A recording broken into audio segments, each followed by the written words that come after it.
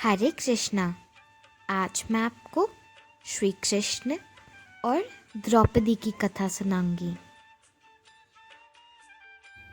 द्रौपदी का चीरहरण होते समय भगवान श्री कृष्ण ने उसकी सहायता की और उसकी साड़ी को इतना बड़ा कर दिया कि दुशासन उतार न सका।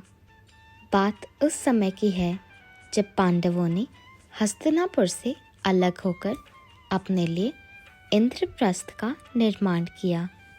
भगवान श्री कृष्ण के मार्गदर्शन में ही सारा निर्माण हुआ। उसके बाद युधिष्ठिर का राज तिलक करके राजसूय यज्ञ किया गया। इसमें दुनिया भर के राजाओं ने भाग लिया। यज्ञ में अग्र पूजा की बात आई। पांडवों ने युधिष्ठिर से कहा कि सबसे पहले वे किसकी पूजा करेंगे। भीष्म के कहने पर श्री कृष्ण का नाम अग्र पूजा के लिए तय हुआ।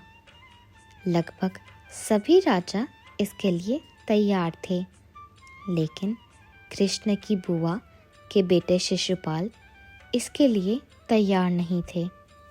उसका कहना था कि राजाओं की सभा में एक ग्वाले की अग्र पूजा करना सभी राजाओं का अपमान करने जैसा है। उसने कृष्ण को गालियां देना शुरू कर दिया। शिशुपाल के जन्म के समय यह भविष्यवाणी हुई थी कि शिशुपाल की मृत्यु श्री कृष्ण के हाथों होएगी और शिशुपाल कृष्ण के प्रति केवल एक ही गलती कर सकता है। फिर शिशुपाल की माता ने बहुत से यज्ञ किए और भगवान की आराधना की। फिर श्री कृष्ण ने उन्हें वरदान दिया कि वे 100 बार शिशुपाल से अपना अपमान सहन करेंगे, इसके बाद ही उसका वध करेंगे।